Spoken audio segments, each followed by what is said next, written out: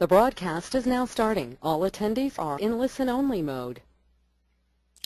Hello and welcome how to get more freelance clients using LinkedIn. I'm Sharon Goldman of Bloom Grow Thrive, and I'm so glad you could join me today to learn some great strategies you can use every day to get real business growing value out of LinkedIn. I'm going to show you how to make LinkedIn more than just a home for your digital profile and your virtual business card collection.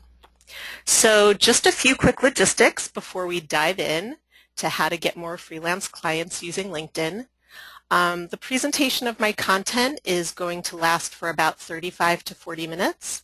Then I'm going to leave time for Q&A at the end of my presentation. And the way you can ask questions here in the webinar is in the question box that you'll find to the right side of your screen. Just please bear with me because I am running this webinar alone, so I'm really a one-woman band, and I won't be able to look at or address any questions until the end of my presentation. I do apologize in advance if you are having any technical difficulties along the way. I will make a recording available to each of you after the session in case you've missed anything or you want to go over some of the content again. So just a little bit about me. Again, I am Sharon Goldman. I'm a marketing consultant and business coach for freelancers and solopreneurs. I help freelancers and solopreneurs build flourishing businesses through one-on-one coaching, group classes, and online content. I am also an experienced freelancer and solopreneur myself. In fact, I've been a freelance writer for over 15 years, first for national magazines, newspapers, and custom publishers.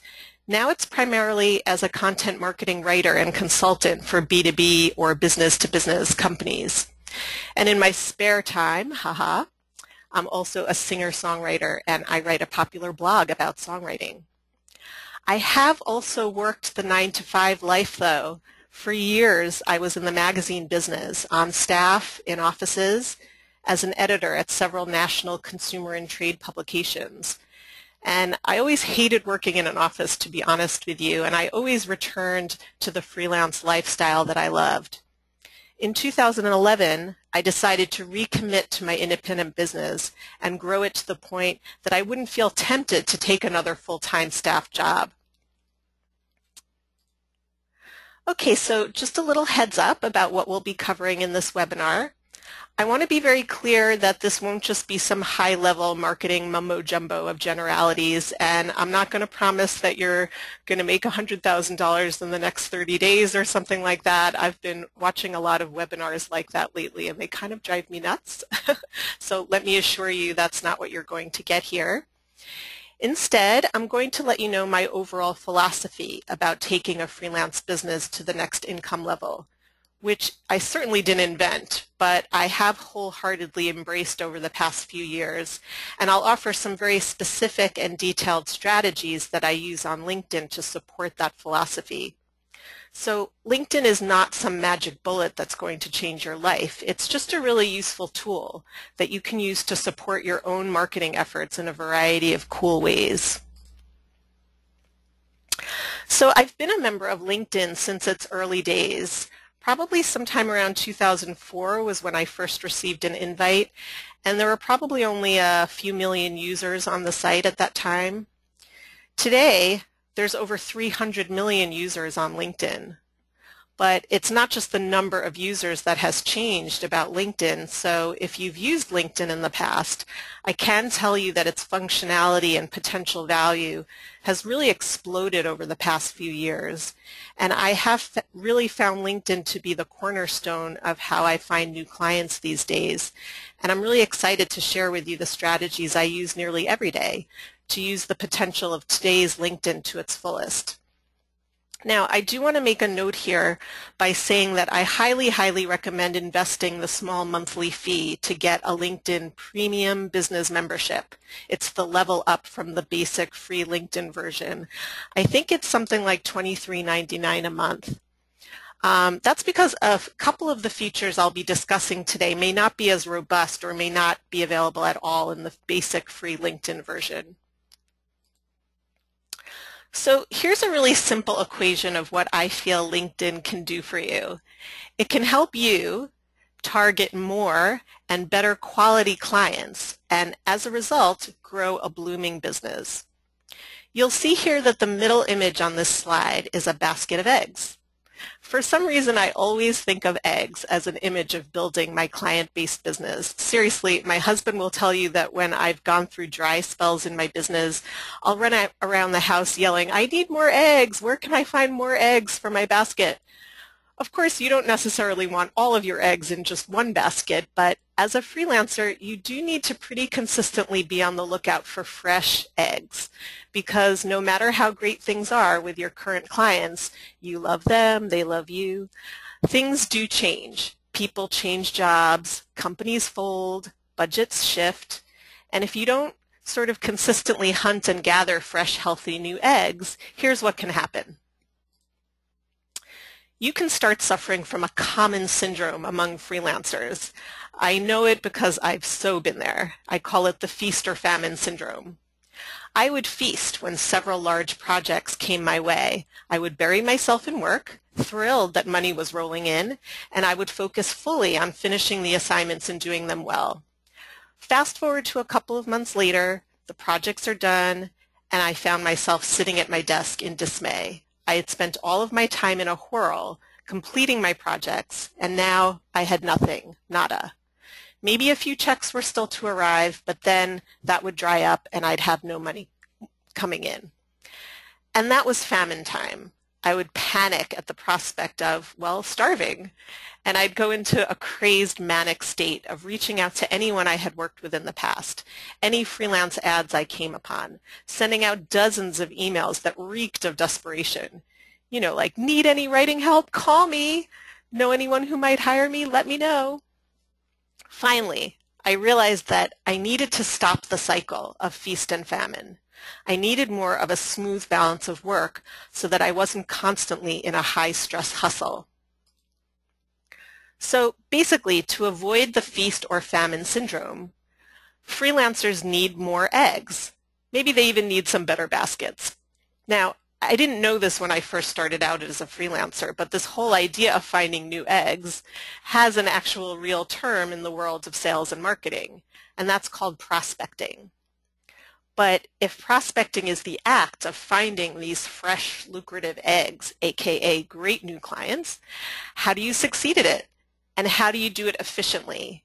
You might think this is an ongoing, frustrating mystery. For a long time, I certainly did, but actually it's pretty simple and straightforward. I didn't say it was easy, but it's a pretty simple concept. So you succeed at prospecting by identifying and targeting the right prospects.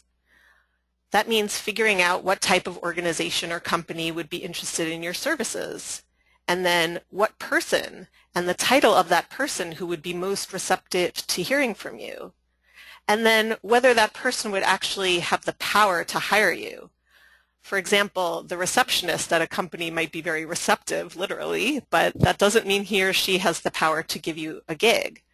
And a CEO or an editor-in-chief also might not really have the power to hire you. They're not the person doing the hiring. They might be too much of a high up on the totem pole. Of course, with your prospects, you then need to figure out how to best reach out to that person, what you'll say, how you'll introduce yourself, and how you'll follow up. But the foundation of prospecting is identifying and targeting the right prospects. And ultimately, this whole egg hunting thing, this prospecting, it's a numbers game. If you have enough of the appropriate prospects, a few of those are, inevitably going to turn into good leads. That is, a lead being someone who responds and expresses interest in what you have to offer. And then a couple of those leads will likely turn into clients or the eggs that you're after. So here's where LinkedIn comes in. LinkedIn has truly become my prospecting BFF, best friend forever. It is by far the most important tool I use to efficiently identify and target the right prospects. Why is that? Well, First of all, LinkedIn is a business social network, and it's mostly a business-to-business kind of place. So if you are selling a product or service to other businesses, it's really a better place to connect than, say, something like Facebook, which at its core is really more about personal connections and consumer connections. Not to say that LinkedIn can't work or isn't appropriate if you're marketing a consumer business, but for freelancers and solopreneurs of any kind who are servicing other businesses, whether you're a writer, an editor, a designer, a web developer, a consultant, etc., LinkedIn is really great for you. LinkedIn is my prospecting BFF because you can use its different functions and tools in integrated ways to become a powerful partner in your prospecting efforts, both for reaching out and identifying prospects and also drawing them to you. My biggest LinkedIn success story in terms of getting clients was last year. My biggest client in 2013 was a software company that hired me on a retainer basis to write marketing materials for what ended up being 8 months of work at a very nice monthly rate. And I found this contact on LinkedIn, and I reached out to her through email, totally cold. It took a couple of follow-ups to get her to respond, but when she finally did, she said, "Wow, perfect timing." Well, it was perfect timing, and I was lucky, but I had taken advantage of LinkedIn to discover her and her company, so I did create an opportunity that I was then able to take advantage of. So there are basically 3 core categories of LinkedIn functions that I'm going to go into now in detail. And the idea is as you integrate them and put all 3 of these functions into practice, building one on the other, you can really get an efficient and powerful prospecting practice going. Basically, you can get your egg hunting and gathering efforts into high gear. Those 3 categories are search and research, building your network, and drawing people to your profile. So I'm starting with search and research because I think the true power of LinkedIn lies in its search functions. I feel like that's one of its really core powers. In the days before I started taking advantage of these functions on LinkedIn, identifying the companies and especially the specific people and the titles of the people who would be interested in my services could be hard. And I mean, if it was hard for me, it was hard because I used to be a professional researcher for top magazines, and I was very used to doing deep online research. But you know, if you've ever tried to hunt for the right person at the company, it can be tough going. Google searches can be time-consuming and end up fruitless. If you try to call, you get bounced around. And I know a lot of folks on this webinar are freelance writers, and I certainly remember in the old days going to Barnes & Noble, getting a whole bunch of magazines, using a magnifying glass on the mastheads to try and figure out the right contact. And then even if you did identify the right person, you wouldn't really be able to find out anything about them. So you wouldn't be able to take advantage of any connection you might have. But the search functions on LinkedIn are quite deep. You can see here on the slide the search bar at the top. And if you click into the drop-down menu, you'll see you can search by a lot of different things, by people, by companies, by groups, by universities, by posts. Now the key to taking advantage of this is keywords, using keywords and searching in the search bar. So I'm not sure how much you can see here, but basically this is a search result. Basically I used the keyword CEO. I typed CEO into the search bar, and this is what I came up with. You can see in the right-hand column that there's a lot of different kinds of results. You can see my different direct connections that are CEOs or used to be CEOs. You can see different jobs for CEOs if I were applying for one. You can see different groups for CEOs, where CEOs might hang out. And within those connections, I can see shared connections that I can click on, people that are similar. But more importantly, I want to direct your attention to the left-hand column on that slide. You can see a lot of different boxes you can tick off to narrow your search once you've put in a keyword. So for example, I can narrow this search by connections. If I just want to look at my direct first connections, you'll see that I have 44 different connections that happen to be CEOs or former CEOs. But then I could also click on second connections and get over 20,000 CEOs that I am not directly connected to, but are connections of connections. But that would still be, a big group of profiles to go through. I can narrow it down a lot more by location. I could just look at CEOs in the greater New York area. Let's say I wanted to see if I could set up a cup of coffee with a potential editor-in-chief or something like that. I could narrow it down by editors-in-chief in the greater New York area and see what I came up with and how I'm connected. I can also search by current company. Maybe I want to see every editor at Condé Nast that I'm somehow connected to within my network. Or what I use a lot is breaking it down by industry. A lot of the people that hire me are vice presidents of marketing or marketing directors. So I might search that keyword and then narrow it down by industry, computer software industry, for example, or information technology.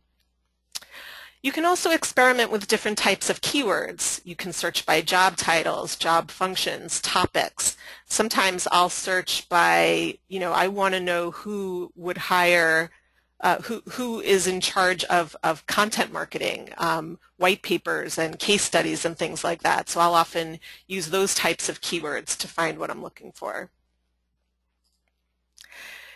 And then once you do discover a profile that seems interesting, you should research that profile deeply. There's a lot you can find out just by looking at someone's profile. So here on this slide, you can see my profile. And if you didn't know me, you could find out a lot about me here. You could find out where I went to college, my past jobs, all the different types of things I do, the kind of stuff I focus on in my summary, past positions. And then what's interesting is in the right-hand side, you can also see what other people who viewed my profile also viewed. And that's often people in the same field or in the same company. So a lot of times I'll look at people's profiles and then also look at that column. And that'll take me on a whole other journey of research to see what kind of potential prospects I can find.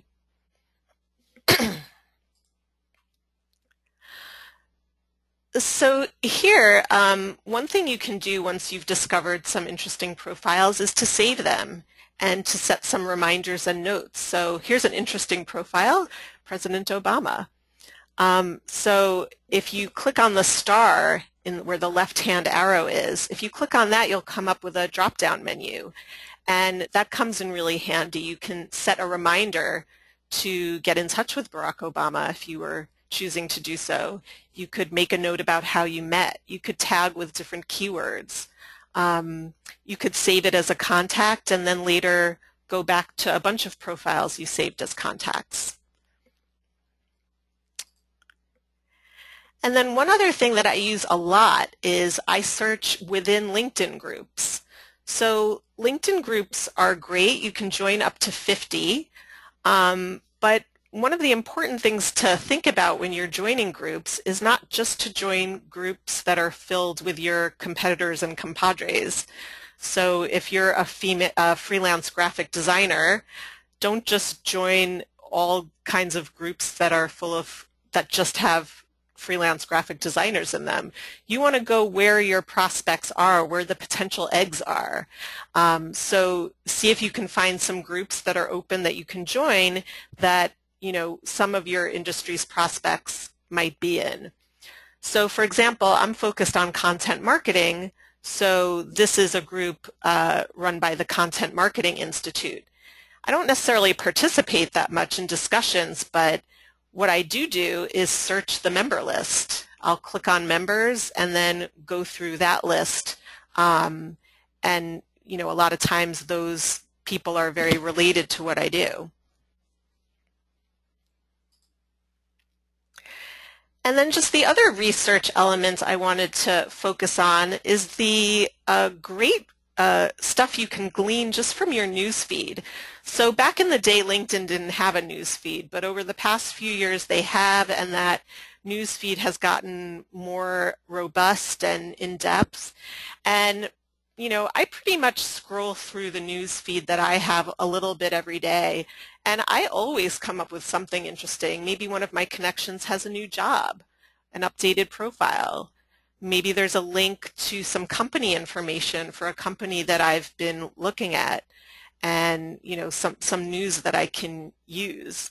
Maybe there's an interesting article to look at, or I can see what my targeted folks that I am connected to are liking and commenting on. So I find that you can glean a lot of research about potential prospects from your newsfeed, especially if you follow different people in different companies. So the next category that I wanted to focus on is the importance of building your network. So if you're already on LinkedIn, you probably have a variety of connections. I'm here to tell you that you want more connections, with a caveat that I'll get to shortly. Here's why you want more connections. You want to build a network and get more LinkedIn connections because the more first connections you have, that is the more direct connections you have, the more second connections you have, connections of your connections. And whether you have a regular or a premium LinkedIn membership, you can see the most profile details in your first and second connections. I think with the premium membership you also might see full profiles in your third connections, but you definitely see the most in your first and second connections. And then too, if someone is your second connection, then you already have someone in common, which is important. So the idea is building your LinkedIn network is not just because you're going to want to reach out to your first connections, your direct connections. It's because you want their network. The more connections you can see, the better your search results that we just went over will be. So in a way, it doesn't matter that much if a lot of your first connections are people like your kid's teacher, your yoga partner, people you went to high school with. You never know who their second connections are going to be and whether they might be of some use to you sometime in the future. Now, here's the caveat. I am not a fan of just trying to connect with everyone. At this point, I definitely sometimes try to connect with someone in my industry I don't know, but there's usually some reason. Either we have a lot of people in common, I feel like they might know me through my reputation, but it's not like I just try and connect with people for the sake of building up connections, people who are completely unrelated, not just to my work, but to anything in my life at all. That's just my feeling. I don't feel like it does that much good. So now the question becomes, how do I build my network? How do I add connections? One of the best ways to do that is through the People You May Know tab. So on your LinkedIn homepage on the right side, you will see People You May Know. And if you click on More, you're going to get a scrolling list of recommendations of people you may know because you have some other connection in common. And then you can click and try to connect with them. Now, you may think you've gotten connected with every possible person in your life, but keep in mind that you're always meeting new people in different parts of your life. So you can keep coming back to the People You May Know tab and check in to see who you can find. I do that probably once a week. Now, you can also join groups, LinkedIn groups that we were talking about before, and use connections you meet there to connect with on LinkedIn. Again, you can join up to 50 groups. But mostly, to be honest, I connect on LinkedIn with people I genuinely know and have met, people in my industry I don't know personally but have a strong connection to what I do, and people who I meet in outside offline interactions. Okay. So now you've done great search and research, you've built your network. Now how do you draw people to your profile? How do you make your profile one that makes your prospects want to respond to you? And how do you make your profile one that potential prospects discover on LinkedIn? How do you get to the point where you can click on who viewed your profile on LinkedIn and there's regularly folks looking at it? So there are a lot of ways you can optimize your profile and make it the best it can be so that when a potential prospect clicks on your profile, he or she can see the benefit of responding to you. And one of the most important ways to do that is to use good keywords on your profile. So we're back to the word keywords.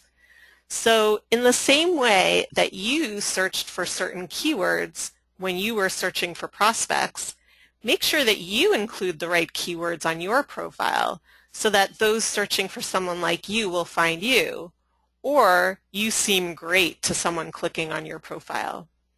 For example, in my summary on my profile, I use words such as content development, content marketing, white papers, case studies, because that's what I do, and I'm looking for eggs who are interested in that. Or sometimes, I have clients that, they want someone with a certain subject matter expertise, and they might see that I've done a lot of work writing about sales and marketing and related technologies. So I have, keywords related to that on my profile. Now, I used to write a lot about health and fitness for magazines, but I'm not focused on doing that right now, so I don't have those keywords on my profile. So another really important way, I think, to draw people to discover your profile is fairly new, and it's called LinkedIn Publisher. And it's basically LinkedIn's publishing platform that allows members to publish long-form blog posts, basically, about their expertise and professional interests. Now, up until the middle of last year, I think this was only available to key influencers on LinkedIn, but I believe right now it's open to everybody, and I've used it myself. I must say, at first I was kind of unclear about it. I was like, why would I be posting blog posts here as opposed to my professional website? But there are actually several good reasons to give it a try. First of all, your original content, these posts, become part of your profile. It's displayed at the top of your profile in the post section. And so when someone comes to your profile, they'll see them there. And so if it's on something related to what you do, that can be a really nice branding thing to see. Also, these LinkedIn posts are shared with your connections and your followers when you share them. So that can be nice for people you're connected with to see where you're at and what you're doing. And another thing is that members not in your network can now follow you from your posts. So even people who are not your direct connections can follow you when you publish. And you might see someone following you and say, I'd like to be connected with them. It might give you more of a reason to say, hey, let's be a connection. And then finally, these LinkedIn posts are searchable both on and off of LinkedIn. So if you use keywords in your posts that are words that you're looking to draw people to you, that can really be helpful. So now what? As I said, what LinkedIn can help you do is identify and target the right prospects. That's what it's really good at.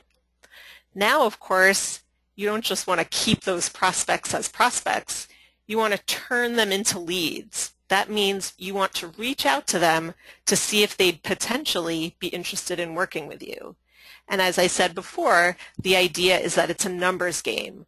A few of those leads might might turn into clients. Let me just take a quick sip of water. Okay. So what's great about LinkedIn is that by honing in on the right prospects with all this work you do on LinkedIn, you can really turbocharge your reach outs. And when I say reach out, that's when you reach out to a prospect to introduce yourself and find out if they might be interested in what you have to offer, your services, your story ideas, your packages, whatever that might be. So you might reach out through an email or a phone call. I typically use email. That's my usual mode. And what's terrific about LinkedIn is that in addition to identifying the right prospects so you can make a list of who to send emails to, the information you find there can also sort of warm up the prospect. So you might be able to include something in your email that makes a connection. something that you found on that person's profile or about the company. Maybe there's someone you know in common. Maybe you went to the same school. Maybe there's some news about the company that you can show that you know about. Maybe, I've used this, maybe you can know that that person just started at their new job. Hey, I know you just started at this job a couple months ago, wondering if I can be of help to you. I find that the information I glean from LinkedIn can give my emails and phone calls that little extra oomph and a better chance that someone will get back to you. So the process and strategies of turning your prospects into leads after you've discovered them on LinkedIn, in general, that's a whole other effort beyond the scope of this webinar. How should you communicate with them? What should you say? How do you follow up? How do you respond to someone who's interested? How do you keep track of your prospects? But I do get this one question a lot that I want to address regarding LinkedIn specifically. Should you reach out to prospects through LinkedIn, through InMail? My answer is that you should be very thoughtful about it if it's not someone who is your direct first connection. I used to never do it actually, beyond someone who was my first connection, but the truth is that I have found you can get better results by messaging someone through LinkedIn because it's less likely to go into their spam and it's more likely to stand out. But it can also be invasive because typically your InMail will be going to someone's personal email account as opposed to their office account. It's whatever account they use to open their LinkedIn membership. So when I do it, I make sure it really is the appropriate target, that it's really in the wheelhouse of what I do. Maybe we have a lot of connections in common. Maybe it's someone who might know me by reputation. And if none of these things are true, I stick to email because I find that it can actually irritate the receiver. I know it irritates me when I receive InMails from folks that is just completely out of the blue and makes no sense and is inappropriate. Okay, so I want to go into a little bit of a summary, going over what we covered. In a couple slides, we are going to get to Q&A, so if you do have any questions, get ready and feel free to type them in, and I'll see what I can get to in the balance of our time together. But here's what we covered. We talked about why prospecting is important, why you need to be hunting and gathering for eggs. You know, not like you need to be hunting 24 hours a day, then you'd have no time for your work, but just sort of keeping a consistent egg hunting practice going. And then I talked about why LinkedIn is my prospecting BFF, why it's become really important to my business. And the three core categories of LinkedIn functions that, especially when you integrate them all together and they start working off each other, can really take your prospecting to a whole other powerful level. We talked about search and research functions, searching in the search bar, narrowing down your search bar, really researching profiles, searching in groups, saving profiles.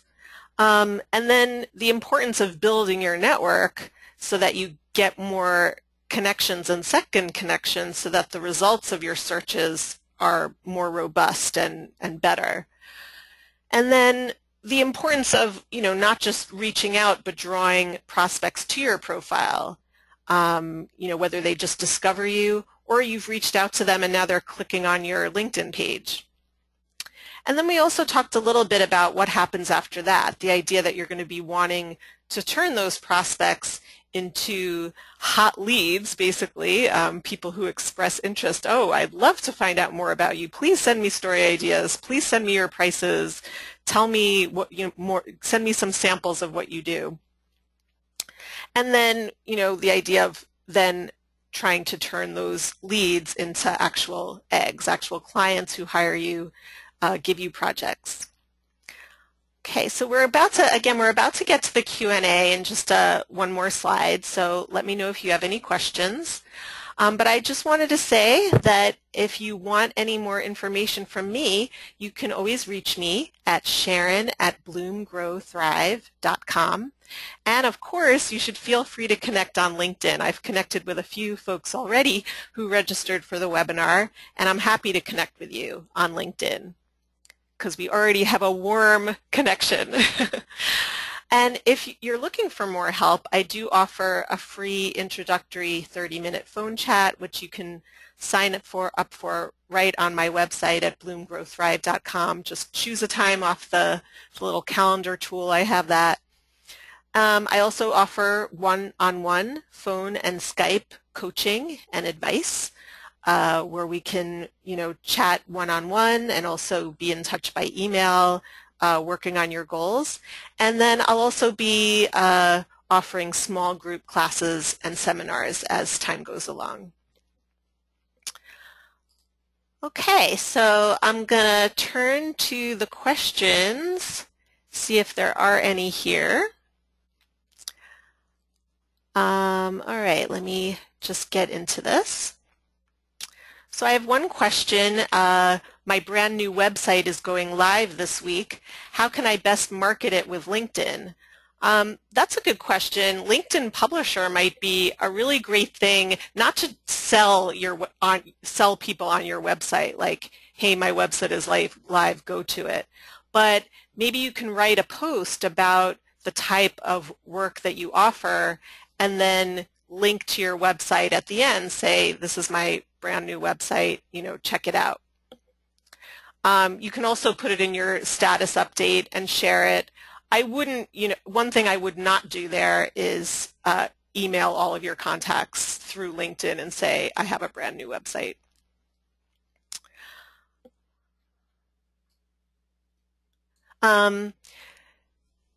So I have someone who's asking, she says that I specialize in natural health topics, yoga, natural remedies, meditation, etc. And what is the best way for me to find custom clients on LinkedIn? So again, if you're looking for consumer clients, it's definitely a little bit of a different thing to think about, but they're also, it's really about building a brand for yourself on LinkedIn. So again, LinkedIn Publisher could be really great. Looking for something like that, I might say looking for groups that, sort of focus on these topics and searching their members and drawing people to your profile and letting them know how they can, get in touch with you and get on your mailing list. For something like that, I would definitely say building a mailing list is really key too, sort of separate from LinkedIn altogether. Making sure that you are drawing people to sign up for your mailing list, which is something that I did with this webinar, frankly. I offered this free webinar and, I was also inviting people to join my mailing list so we can stay in touch. Another question I have here is about LinkedIn posts. Can you publish your published work as a LinkedIn post? So the answer is yes, and I definitely did that. I took a couple of older blog posts that I had written, for example, about my B2B content work, and I published they didn't have a lot of hits from my regular website because I don't have a email newsletter for that part of my business, kind of driving people to the blog there. And I decided to just publish a couple of them, republish them, they're sort of evergreen topics, as LinkedIn posts to, sort of target, B2B content prospects on LinkedIn. I was really surprised. I got, I wouldn't say I got, I didn't get ton of views, but the views I got were quality. I got some definite reach outs from people, a couple of potential clients. So you can definitely publish your published work as a LinkedIn post, both on your professional website and as a LinkedIn post. You're kind of doing dual duty with that. It doesn't have to be one or the other. Other than LinkedIn Publisher, how else do you promote your work? Is it obnoxious to post your recent work as it comes out? So that's another question that I have here. And what I'm going to say is that this is where I kind of want you to think about what LinkedIn is good at. So it's not just about promoting your work. So for example, I was looking at a few profiles just yesterday, and I noticed someone who had posted a ton of work on their profile, but there was so much there that it took a long time to scroll down to get to her actual experience. So in a way, posting her recent work wasn't that helpful, at least to me as someone looking at that. So I kind of feel like what I'm talking about here is the power of LinkedIn to identify and target prospects who then you can sort of draw to you, and when they express interest, you can, promote your work to them. Now, if you're promoting your brand, that's another story, and that's, where LinkedIn Publisher can really be helpful, where posting status updates and, getting involved in groups, that might be a better strategy there. Another question I have is, how do you interact with groups? So for me, as I said, I don't find LinkedIn groups to be that tantalizing when it comes to actually discussing and commenting. It's okay, but I haven't actually found a lot of groups that are really, diving into good stuff. I see a lot of people posting and it's very salesy, so I don't find it that useful. What I use it the most for, and I want to drive this home, is I use it to search the member list. I want to see who I can identify here that I can kind of worm my way in with. Maybe I can reach out to them by email. Maybe I can find out something more about their company, who might be interested in hearing from me. All right, another question I see here is about how important is a professional headshot as opposed to a relaxed selfie? That's a great question. First of all, I will say it is essential to have a photo there. It used to be that LinkedIn didn't have photos on the profiles, but now they do, and if you don't have one, it makes you look not quite with it. You need to have a headshot there. And I would say that it's not so important to have a professional headshot, though it's nice. But more importantly, I feel like your headshots should reflect sort of who you are and what you do. So, for example, if you're a freelance health writer or something like that, I don't want to see a headshot that looks like you work at a financial services firm, with a suit and tie. I'd like to see something a little bit more relaxed. A selfie, I might feel a little, it depends how good you are at taking selfies, I guess. I do have a professional headshot on there, but again, I feel like you don't want that headshot to be, your wedding picture or something like that. I had a couple questions here about LinkedIn for journalists, and I actually don't know that much about it because I feel like that's not what I am using LinkedIn for.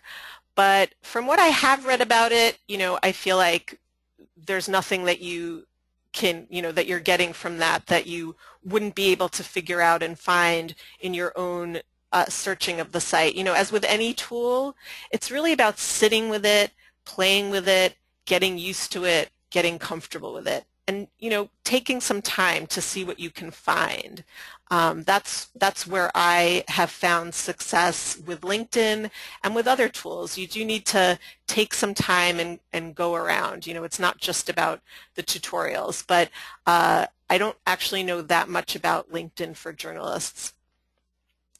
In terms of the next question I have here is, what are the most important things to make sure that your profile contains? Is a summary all that important? Yes, yes, yes. You definitely need a summary. Again, this is also about search engine optimization. People searching in LinkedIn, what are they going to find?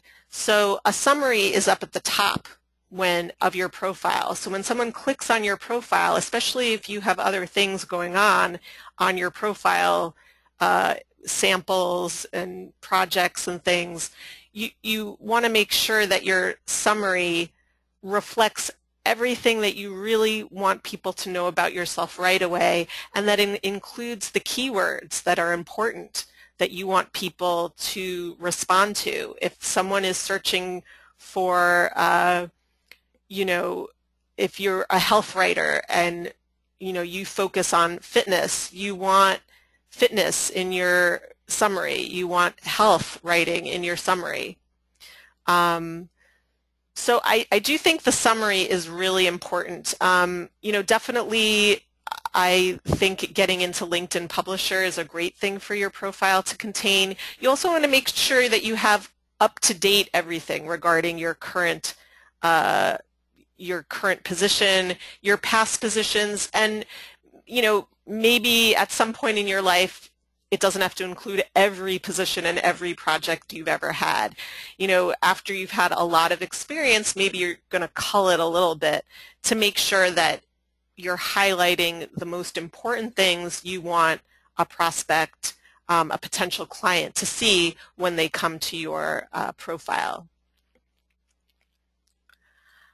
Okay, this is a great question. Thank you, Carol. Is it appropriate to reach out to someone who has viewed your file and ask them if there's anything you can do for them?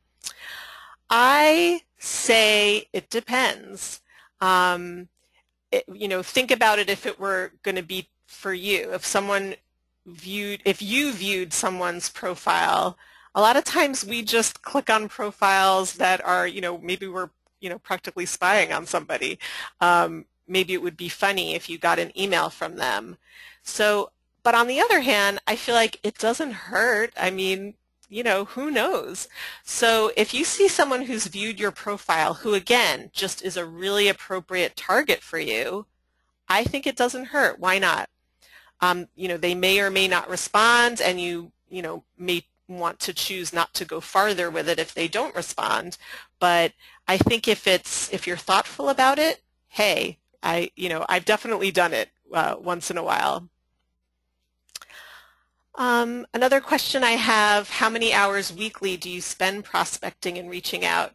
That's a great question, because a lot of times people think that, you know, I must spend, you know, hours and hours every day doing this kind of thing, and the answer is no. First of all, it does ebb and flow. You know, there are times that I'm much more deeply into my egg hunting efforts. And sometimes I am, you know, deep in a lot of work and I don't have as much time to do that. However, I always have some kind of prospecting going on, especially on LinkedIn. You know, maybe I'm going through my feed. Maybe I'm just doing a search of a few profiles here and there. Maybe I'm checking to see who viewed my profile. Maybe I'm clicking on people you may know, kind of building my network a little bit. You know, I would say that when I am in deep egg hunting mode, you know, I'm coming up with a spreadsheet and I'm sending emails out. You know, it might take you know, an hour a day or something like that. Again, it doesn't have, you know, especially if I've prepared emails that you know, I know what I'm sending and I'm knowing who I'm reaching out to because I've already done the research on LinkedIn and elsewhere. So I definitely think there's a lot you can do in 20 minutes, half hour a day, or a couple hours a week. But I really do think, you know, overall, I feel generally it's super important to keep at least a low level of prospect and reaching out going all the time. Another question I have is whether I have concerns about publishing my work for free if there's a possibility of selling it as reuse work.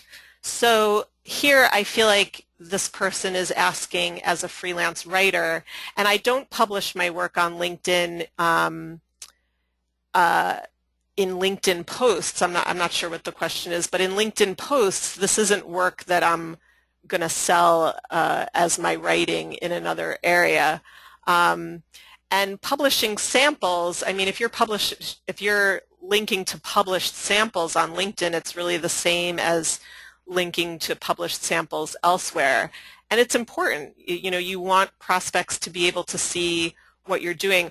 In terms of what I personally do, I can't publish a lot of my projects on LinkedIn because these are corporate projects that aren't public.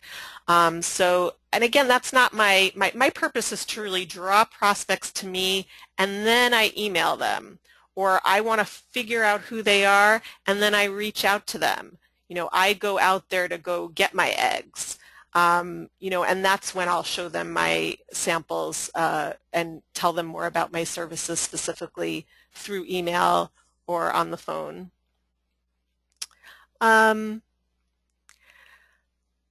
So someone else asked about the settings to see if people can see if you viewed them, vice versa. Does this play into your prospecting tactic at all? Doesn't matter. I will say that because I'm always viewing other people's profiles, since I'm always researching and doing my little spying thing, I turned off the function so that when people see that I've viewed them, they won't see that it was me. I think they'll see that I'm in the marketing or writing and editing industry, but they won't see who I am. They won't be able to know who I am. That's really important to me because I really don't want all my potential prospects to see that I've seen them. So that's what I decide to do. That's its purpose there. But in terms of seeing who viewed you, that's very important to me. I want to know who's viewed me, and a lot of times people have not changed that, so I get to see who they are, but they don't get to see who I am. Another question I have is, how often should you post status updates? And do you send it out to all, and how do you manage that? So to be honest with you, I don't actually use LinkedIn much for posting status updates, like you do on Facebook. I actually don't do a lot of posting of status updates because, again, I'm using LinkedIn a little bit more stealthily. I'm using it for research, search and research. I'm looking to build my network so I can search and research for prospects. I'm trying to find eggs. That's what I'm doing there. Now, in terms of, for example, this business, in terms of Bloom, Grow, Thrive, I might let people know that I have a webinar coming up. I will post some status updates to that, and I'll send it out to all. It's a public thing. It's what I want people to know about it. But strategically, I don't actually think that's, necessarily the best way. I really think that LinkedIn Publisher is a great way to sort of more stealthily be sharing content that you are expert in, letting people know about an upcoming project in that way. So I think that focuses a little bit more on the next question, sort of the strategic reasons for a status update versus a publisher posts. So if you've written an article that would interest your prospects, so a publisher post, again, if you're a freelance writer, I'm not talking about publishing an article that you've written for a magazine. I'm not talking about that. I'm talking about, like, let's say you are a health writer and what you might like to do is publish a LinkedIn post about, 7 things you want to keep in mind when you hire a health writer, or, these are the top 10 health trends, you want to know about, to show that you're an expert in your field and what you're all about. That's what the LinkedIn post is. And the clear difference between a status update and a publisher post is that a status update isn't as long and it's not in the form of a blog post. And then plus, it's not going to go out in the same way. In a publisher post, people can start following your posts as if they're following a blog. Your status update is going to go out to your connections, but not sort of in the larger LinkedIn world. Sort of the holy grail of a LinkedIn post is if it gets picked up by some different channels. Like, let's say you've written a post about something that you're expert in, let's say a health topic, and it gets picked up by the health channel. Thousands and thousands of people might see that post. If you look through your news feed, you're going to see a lot of that now. That doesn't mean that you're necessarily going to get picked up, and it's really the luck of the draw. There's a lot written about that now, but it's a possibility. So someone is mentioning that the thing about LinkedIn for journalists is that it is the free premium membership. It just saves you that money. Yeah, that's definitely worth letting you, if you are a journalist and LinkedIn for Journalists gives you a free premium membership. That is definitely something to take advantage of. But as a journalist, you might be using LinkedIn to find sources.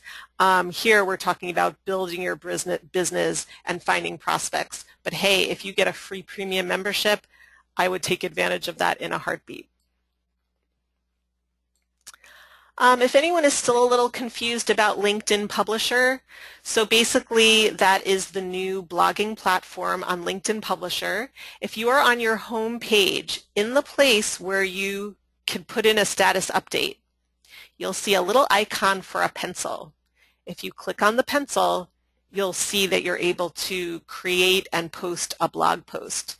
But if you want any more detail on LinkedIn Publisher, if you just Google LinkedIn Publisher, you'll find a lot of articles written about it, sort of how you can take advantage of it, and start reading some posts. You'll see them in your Pulse news feed as part of your news feed. Okay, just a few minutes more. Can you tell us a few more of your success stories that resulted from reaching out to first or second connections? Well, a lot of my success stories come from research that I do within my industry, sort of finding people, I'm always looking for people like, gosh, isn't there someone at this company that I used to work for that knows somebody else that I might reach out to? So sort of connections of connections. So a lot of times I'll go through my list of first connections, people who I haven't spoken to in a while, and I'll see that they have a new job, for example, and I'll reach out to them. Or, just today, for example, I used to work as an editor at a business magazine, and I was doing some searching, and I came upon a guy who who was a coworker of someone I had worked with at this magazine, and now he's a big VP of marketing, doing just the kind of thing that might lead him to hire someone like me. And I tried to connect with him because we have like 40 connections in common, and he said yes. But then otherwise, so in terms of success stories, just another example, I have a client that I've done a bunch of work with this year that I found through just searching around. It's a related company to a company that I did some work for last year. I had learned about the company. I said, oh, they're sort of a competitor to this other one. Let me see who I know at this company. I searched the company name in LinkedIn. It came up saying that there were 10 people at the company that were my second connections. I clicked on those, and I was able to immediately see who the right person would be to reach out to. Of those 10 people that were second connections to me, one of them was someone who not only, was in marketing, but they focused on content marketing. Clearly, they handled white papers and case studies just like I write. And I reached out to her, and because we actually had someone in common, I reached out to her through InMail on LinkedIn, and I said, hey, I write about what you do. I've written for your competitor. We have a lot of people in common. I think we should talk, basically. And she emailed me back right away through LinkedIn saying, oh, great, can you send me some samples? I might be interested. I might have some work. And I emailed her offline. She gave me, off of LinkedIn, she gave me her contact info. And, I got in touch with her, and there it was. She was surprised to hear from me, but we had a connection. I was able to use LinkedIn to find out more about her and to see that she would be a good target for me. All right, just one last question I'm going to take before we end the webinar. Just one person asked, how much time per week would you recommend spending on LinkedIn to use it productively and successfully? I use LinkedIn just habitually, but I'd say, 15, 20 minutes a day, you can do a lot. If you want to, it's really like any other part of your prospecting and marketing, like I was talking about before. You can take, a total of a couple of hours a week. You can get a lot done. The most important thing I think to do for all of you would be to spend some time in LinkedIn, experiment, search around, prowl around, and I think you'll find a lot of ways that you can use it productively and successfully for your particular business, because everyone has sort of different goals, different things they're looking to work on, different ways they're looking to use it. So thank you so much for joining the webinar. Again, my name is Sharon Goldman. I'm at sharon@bloomgrowthrive.com. And thanks again. I hope to see you and speak to some of you again soon.